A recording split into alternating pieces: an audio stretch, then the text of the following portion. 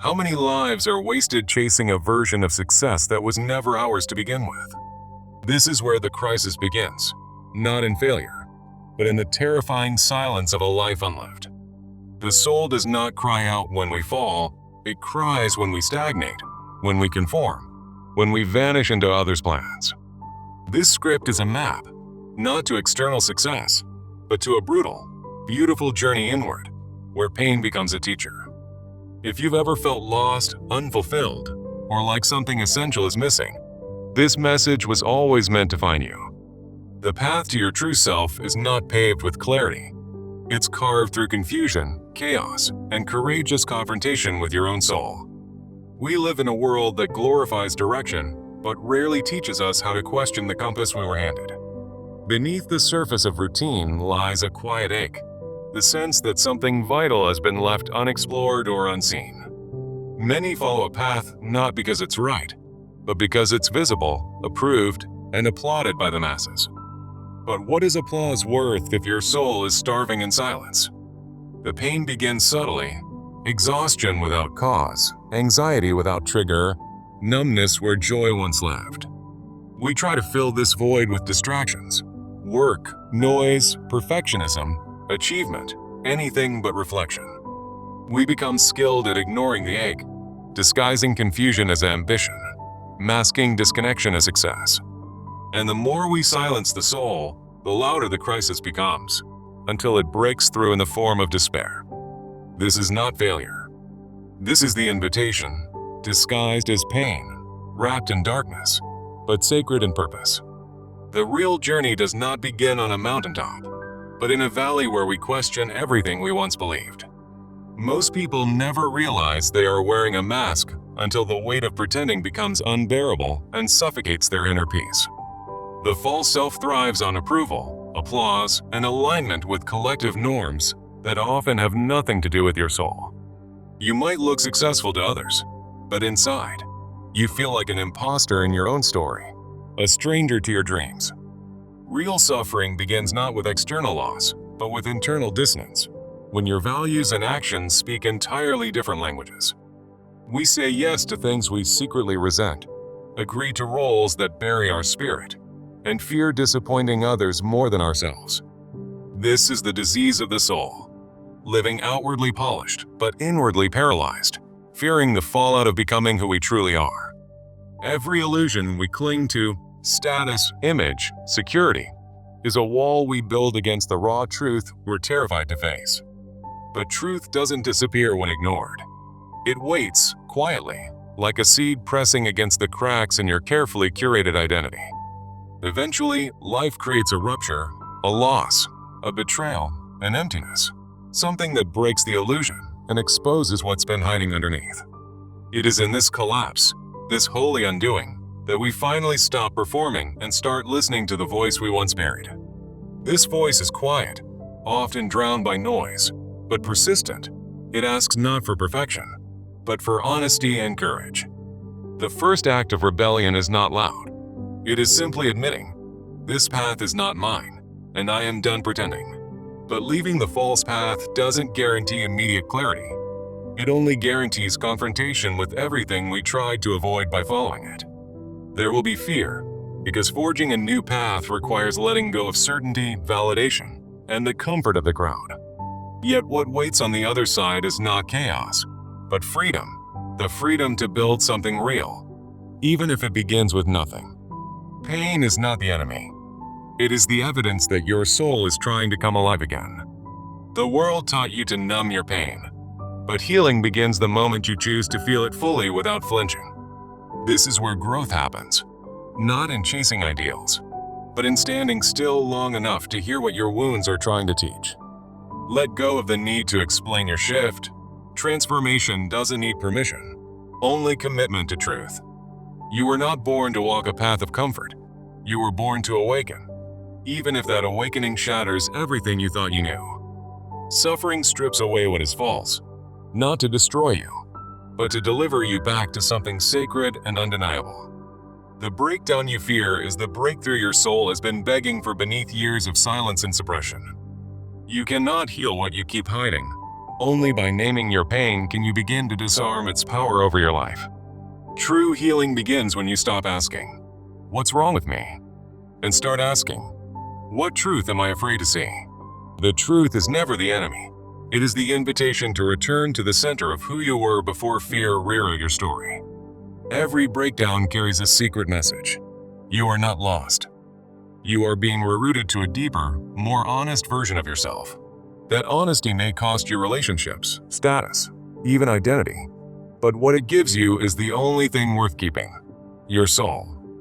The world needs less perfection and more people who are unapologetically whole, even if wholeness includes visible scars. Your scars are not your shame. They are your symbols of survival, of choosing truth when silence seemed safer. You may feel like everything is falling apart, but in truth, the lies are what's crumbling. Your essence is what's trying to emerge. We all crave clarity, but clarity doesn't come from control. It comes from the courage to confront what's unclear without escaping it. The soul does not grow in safety. It grows when we are raw, undone, and finally ready to begin again from within. Start by asking yourself, what parts of me have I silenced to be accepted? Then, gently, without judgment, begin calling those parts back home, one by one, like long-lost children returning to the truth. There is no map for the soul's rebirth, only the promise that every step into darkness leads to a deeper light. Let go of linear timelines. Healing is not a straight path, but a spiral, revisiting pain from deeper levels until it transforms into wisdom. You are not behind.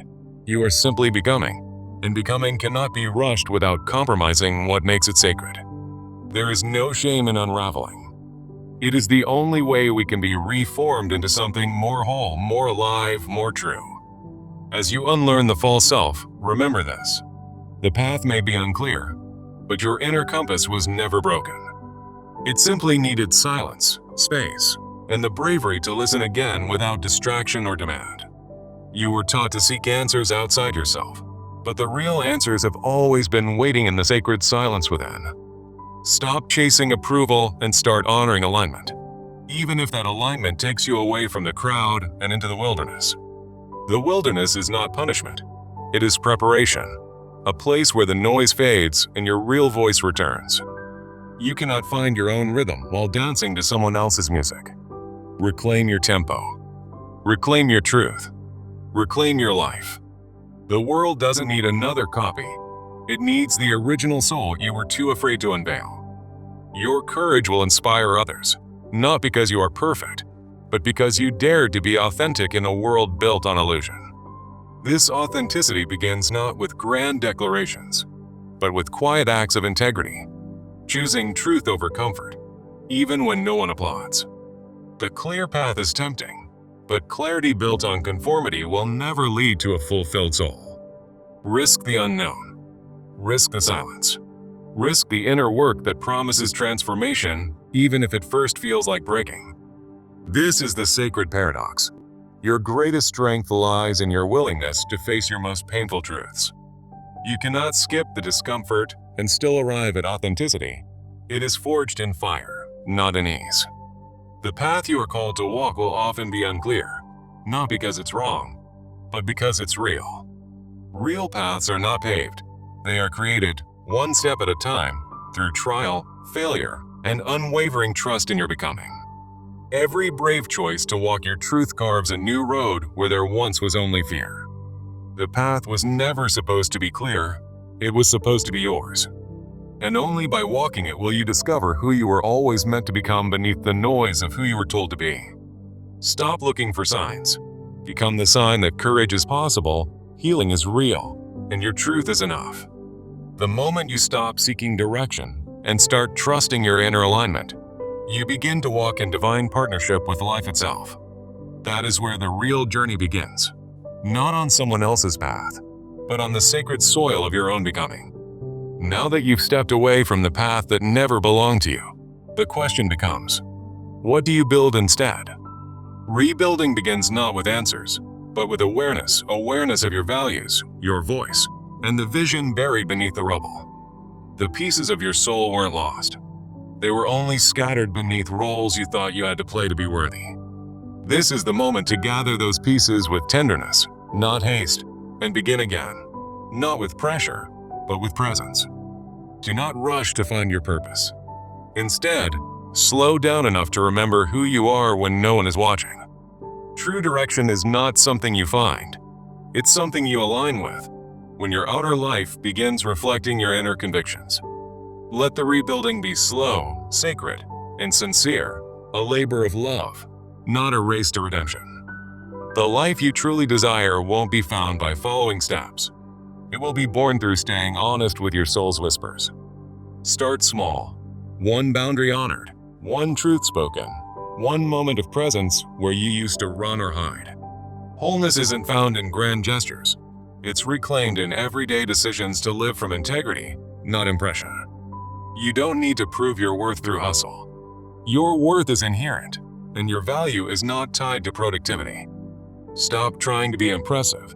Start becoming real, because real is what sets the soul free.